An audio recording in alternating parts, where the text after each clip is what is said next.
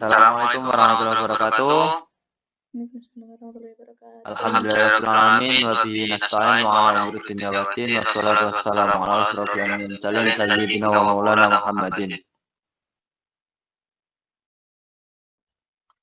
Yang terhormat kepada Bapak dosen pengampu Muhammad Arif MA, dan tak lupa kepada teman-teman pembedah dan pembahas yang mana pada pagi hari ini kita akan membedah buku dengan judul Paradigma Pendidikan Islam, hasil karya tulis dari Dr. Muhammad Arif MA. Untuk pembedah ini nanti ada tiga mahasiswa. Yang pertama Nurhus Majid, yang kedua Muhammad Diki Ferdiansyah, yang ketiga Malbi Nugroho. Setelah itu dilanjut dengan pembahas yang mana nanti akan membahas tentang apa hasil dari yang telah disampaikan oleh si pembedah. Pembahas ada dua mahasiswi, yaitu yang pertama Sayyidah Cahyaningrum, yang kedua Ibrizia. Baik, langsung saja. Pada kali ini kita akan mengambil bab mengenai hakikat manusia dalam pendidikan Islam. Yang pertama akan disampaikan oleh Muhammad Diki Ferdiansyah. Waktu dan tempat dipersilahkan.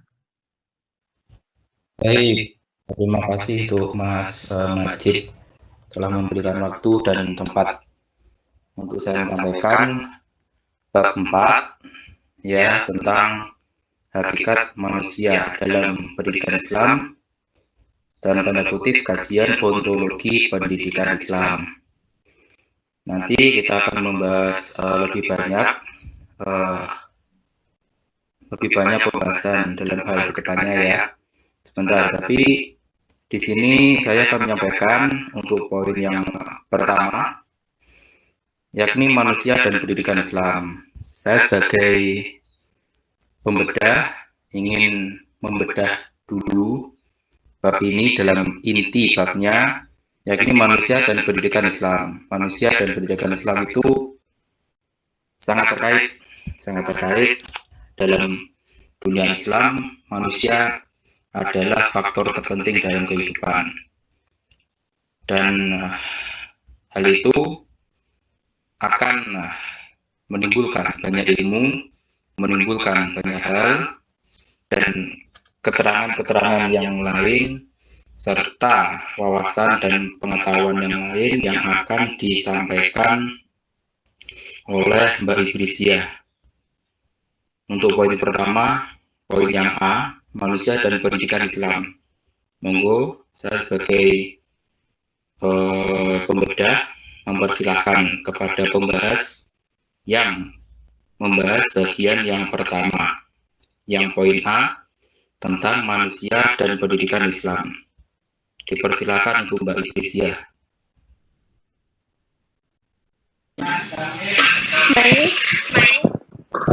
Baik, di sini saya akan menjelaskan tentang manusia dan pendidikan Islam. Sebelum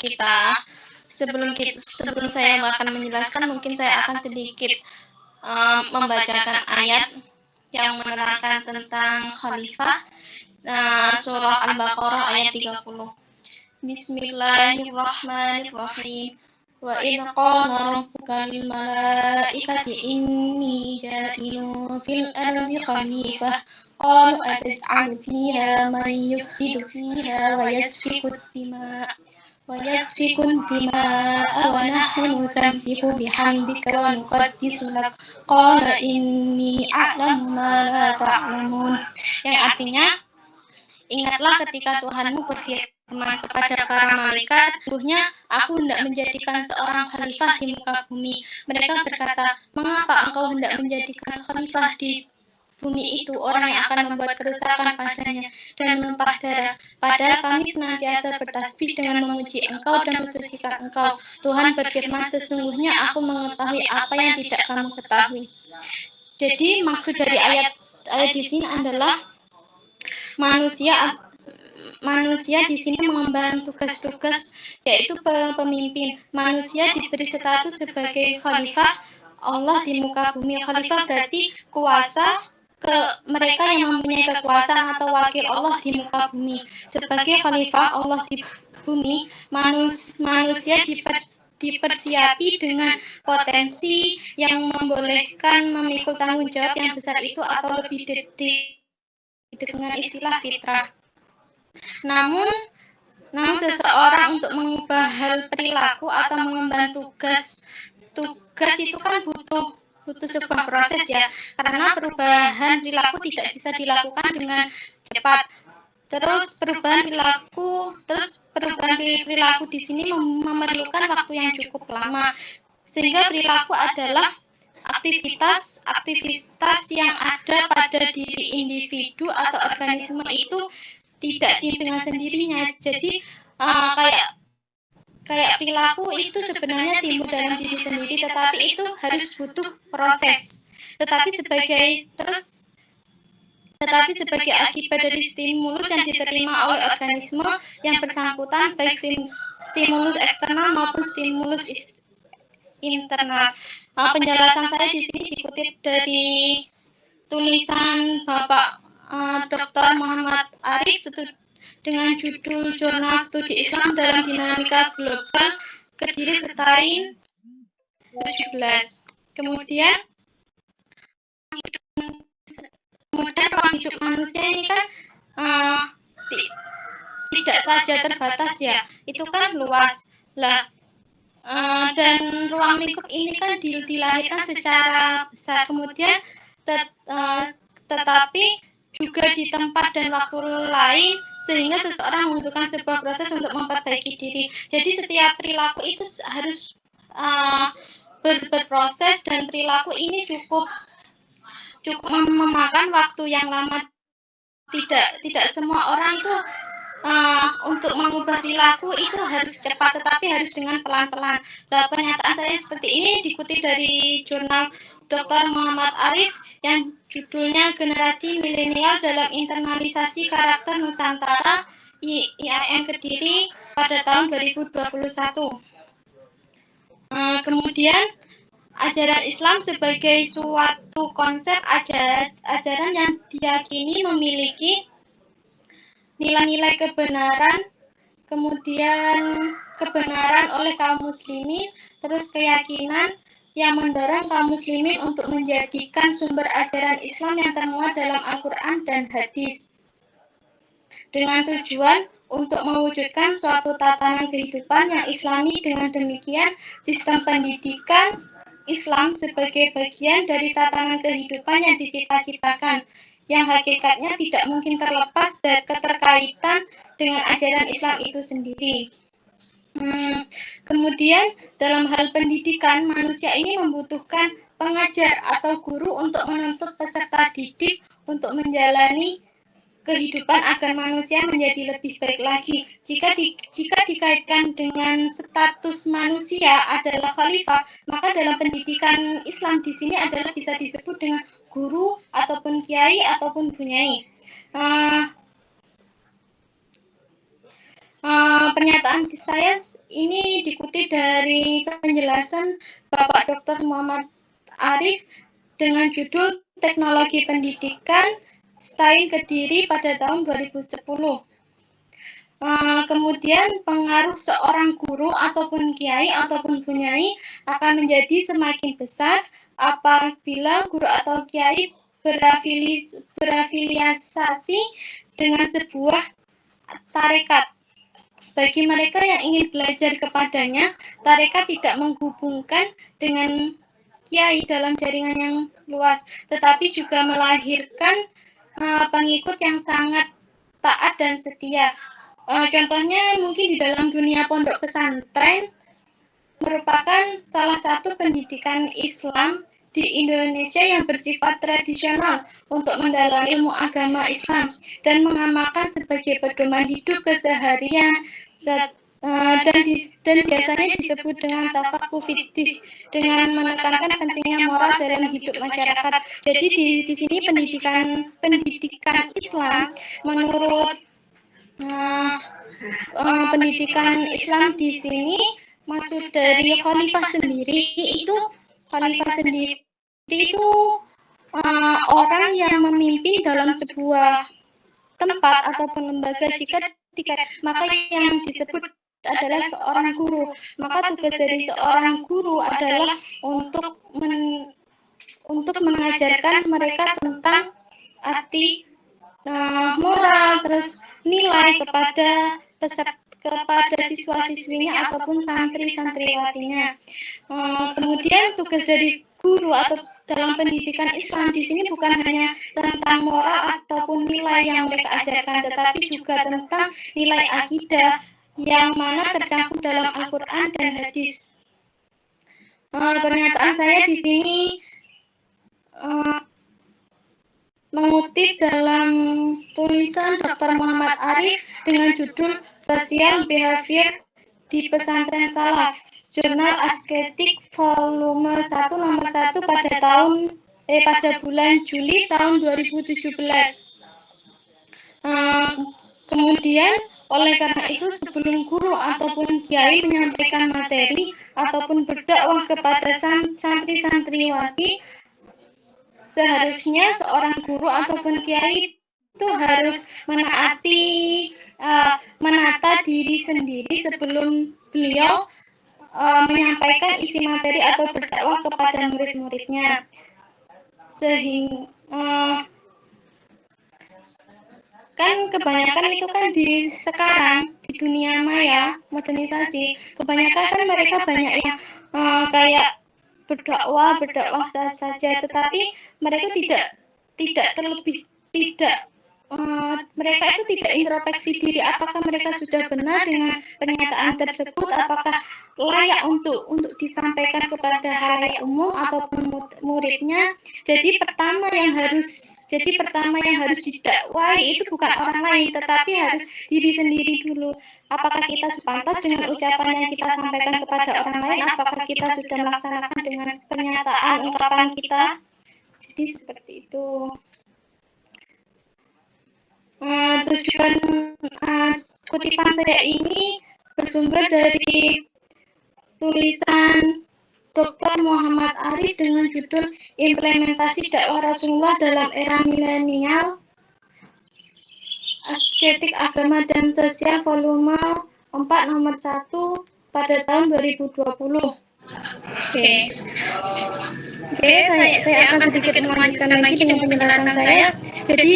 Jadi mendidik siswa-siswi ataupun santri-santriwati di sini tidak sekedar mendidik saja di dunia, harus benar-benar orang yang berpengalaman sesuai profesi atau bidangnya. Jadi tidak serta-merta seorang pendidik itu menyampaikan apa yang mereka jelaskan, tetapi harus sesuai dengan profesi dan sesuai dengan bidangnya. Kutipan ini saya mengambil dari kutipan Dr. Muhammad Arif, Ilmu Pendidikan Islam, Kertosono, kerjasama dengan STAI pada tahun 2011. Kemudian perubahannya semakin cepat atau bisa disebut dengan modernisasi, dan bahkan adanya modernisasi ini guru itu dituntut untuk bisa mengikuti era modernisasi dan harus menyesuaikan diri dengan paksaan lingkungan yang semakin meningkat. Kemudian khususnya pendidikan pesantren yang mewajibkan mengikuti era modernisasi. Contohnya santriwati ini dipaksa untuk menggunakan laptop ataupun internet.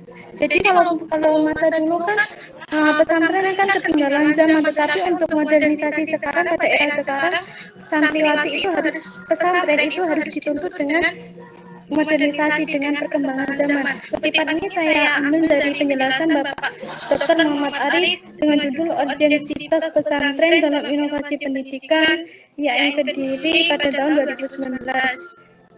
Sekian dari pembahasan saya tentang manusia dan pendidikan Islam. Selanjutnya akan dijelaskan oleh pembahas. Silakan saya kembalikan kepada pembedah.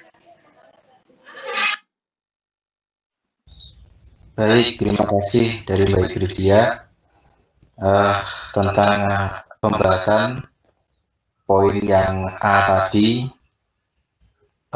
yang membahas tentang keterikatan atau hakikat ilmu pendidikan Islam ya, dengan manusia. Oke, karena pembahasan dari poin yang pertama sudah monggo persilakan untuk pembedah bab yang kedua, yang poin B tentang pendidikan dalam upaya membangun potensi manusia. Monggo untuk pembedah selanjutnya, dipersilahkan waktu dan tempat. Baik, selanjutnya saya akan meneruskan apa yang sudah dibahas tadi tentang judul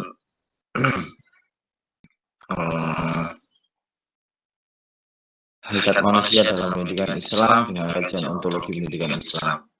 Seperti yang dijelaskan tadi, manusia itu tidak lepas dalam pendidikan. Seperti halnya juga setiap masyarakat itu kan mempunyai angan-angan tersendiri, individu yang dicita-citakan. Oleh sebab itu, pendidikan ini hanyalah sebagai alat yang digunakan oleh manusia untuk memelihara kelanjutan hidupnya. Dan ini ada suatu tokoh yang mengatakan bahwasanya menurut ajaran Islam, pendidikan itu merupakan kebutuhan hidup manusia yang mutlak harus dipenuhi demi untuk mencapai kesejahteraan dan kebahagiaan dunia dan akhirat. Dan manusia pun adalah makhluk alternatif dan juga makhluk eksploratif. Nah, itu meneruskan poin A. Yang selanjutnya poin B ini mengenai tentang pendidikan dalam upaya membangun potensi manusia. Seperti yang saya sampaikan tadi bahwasanya pendidikan itu mempunyai peran penting, dan terlepas dari itu pendidikan hanyalah sebagai alat. Nah, dan salah satu fungsi pendidikan itu kan proses memanusiakan manusia dalam rangka mewujudkan budayanya. Dan manusia sendiri pun dalam konteks Islam, manusia diciptakan dalam keadaan yang fitrah atau suci. Dalam Al-Quran pada dasarnya memiliki arti potensi, artinya setiap manusia itu mempunyai potensi. Jadi kesiapan manusia untuk menerima kondisi yang di sekelilingnya dan mampu menghadapi tantangan serta mempertahankan dirinya untuk survive. Jadi di poin ini saya ingin membedah yang poin B, pendidikan dalam upaya membangun potensi manusia. Mungkin di sini langsung bisa dibahas oleh pembahas. Padanya waktu dan tempat dipersilakan. Baik, terima kasih atas waktunya. Di sini berarti saya akan membahas mengenai pendidikan dalam upaya membangun potensi manusia. Berarti hal ini merupakan fungsi dan tujuan dari pendidikan, terutama pendidikan Islam serta konsep pendidikan dari berbagai perspektif. Pertama, fungsi dari pendidikan dalam Islam. Dalam tulisan ini, pemahaman mengenai fungsi pendidikan sebagai proses memanusiakan manusia, yakni menumbuhkan dan mengembangkan potensi yang dimiliki oleh manusia sesuai dengan fitrahnya. Dalam Al-Quran, fitrah diartikan sebagai potensi, yang berarti kesiapan manusia untuk menghadapi tantangan dan bertahan hidup, dengan tetap berpegangan pada prinsip-prinsip Al-Quran dan Sunnah. Selanjutnya, pendidikan itu tidak jauh dari budaya. Nah, pendidikan bukan hanya tentang pengajaran pengetahuan, tetapi juga tentang pelestarian budaya. Nah, dalam tulisan ini menyoroti bahwa pentingnya menciptakan kebudayaan yang sesuai dengan kondisi zaman sekarang dan masa depan.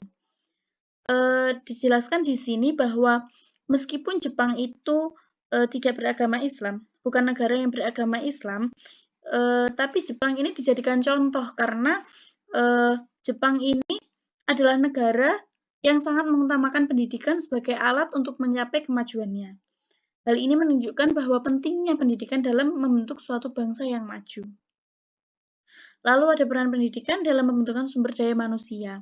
Nah, pendidikan ini berfungsi sebagai sarana untuk memanusiakan manusia dan membentuk sumber daya manusia yang berkualitas. istilah dari potensi yang dibahas di awal, yang dalam konteks ini dikaitkan dengan pengembangan manusia sebagai subjek pembangunan, menunjukkan bahwa pendidikan seharusnya memaksimalkan potensi individu. Lalu pendidikan itu sebagai transmisi budaya. Dalam tulisan ini mengutip berbagai pendapat dari beberapa ahli yang menyatakan bahwa pendidikan merupakan proses transmisi budaya yang terjadi melalui penyampaian informasi dari generasi ke generasi. Lalu pendidikan juga harus mampu mengembangkan aspek mental dan rasionalitas untuk membentuk martabat yang mulia. Berikut beberapa kata para ahli. Yang pertama ada dari Rores Burge, Kausing, dan Denormeyer. Menurut Rores ini menekankan bahwa pendidikan adalah proses transmisi budaya kepada pembelajar. Selanjutnya melihat Burge melihat pendidikan sebagai akulturasi, yaitu menyampaikan informasi dari satu generasi ke generasi berikutnya. Lalu Kausing berfokus pada pembentukan martabat yang mulia melalui pendidikan, dan yang terakhir berpendapat bahwa di masa depan pendidikan harus mengajarkan peserta didik untuk belajar bagaimana cara belajar untuk memastikan mereka bisa belajar sepanjang hidup. Pendidikan dalam perspektif Islam, berbagai pemikiran Islam juga beberapa pemikir Islam juga memberikan pandangan mengenai pendidikan. Yang pertama,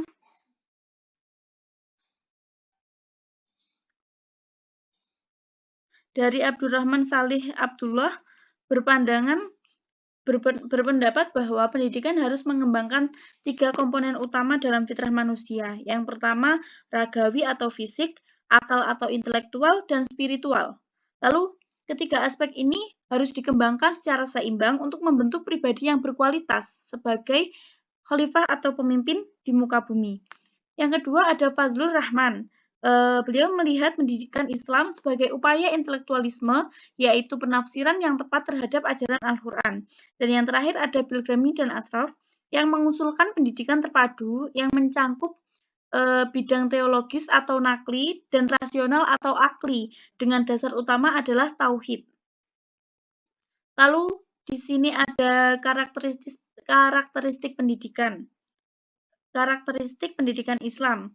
Dari berbagai pandangan yang telah diuraikan di atas, di depan tadi, tulisan ini juga menyarankan karakteristik pendidikan Islam yang seharusnya memiliki beberapa ciri penting.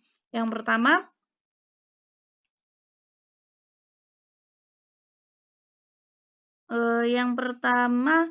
ada membentuk martabat yang mulia berdasarkan iman dan takwa kepada Allah Subhanahu wa taala. Lalu kedua, meningkatkan potensi fisik, intelektual, spiritual, dan sosial secara seimbang. Dan yang ketiga, berfungsi sebagai transmisi budaya.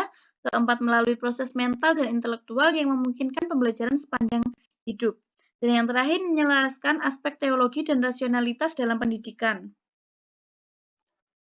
Pendidikan dalam konteks sosial dan transendental dalam Islam diharapkan tidak hanya meningkatkan kesadaran beragama, tetapi juga mampu melihat perubahan sosial dalam perspektif transendental, yaitu mengaitkan perkembangan ilmu pengetahuan modern dengan nilai-nilai iman.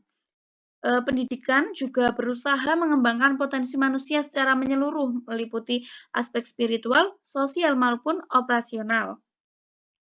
Tujuan dari pendidikan adalah juga untuk membentuk kepribadian Muslim yang utuh dengan perpaduan iman dan amal soleh yang diwujudkan dalam kehidupan sehari-hari. Pendidikan ini tidak hanya untuk mengembangkan sebagai potensi manusia, tetapi untuk mengembangkan seluruh potensi yang diberikan Allah Subhanahu wa taala, membentuk manusia yang seimbang dalam segala aspek kehidupan.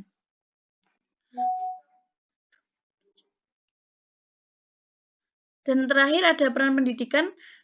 Yang terakhir ini adalah memegang peranan penting dalam pembangunan, baik pembangunan individu maupun masyarakat. Proses pendidikan diharapkan dapat mengembangkan kualitas manusia, baik dalam aspek spiritual, sosial, maupun operasional, sehingga dapat menghadapi tantangan masa depan yang lebih baik. Mungkin itu saja pembahasan dari saya. Mungkin dari lainnya ada yang menambahkan atau menyanggah. Saya kembalikan kepada moderator.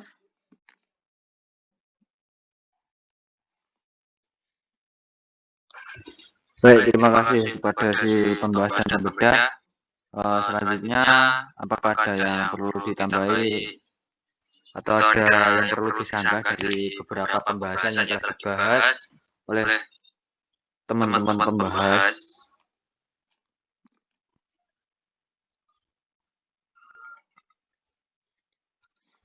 Baik, saya rasa tidak. Jikalau tidak, langsung saja kita ambil kesimpulan. Mungkin ada sedikit kesimpulan di yang pertama, yaitu tentang manusia dan pendidikan Islam. Manusia diciptakan untuk membantu tugas pengabdian kepada penciptanya, seperti yang dijelaskan tadi dalam surat Al-Baqarah. Untuk membantu tugas khalifah, sebagai khalifah dan pemimpin, dan dia harus membantu tugas, dan untuk membantu tugas manusia juga membutuhkan suatu proses, karena perubahan perilaku yang tidak bisa dilakukan dengan cepat. Nah, itu. Terus hanya perubahan perilaku juga memerlukan waktu yang lama.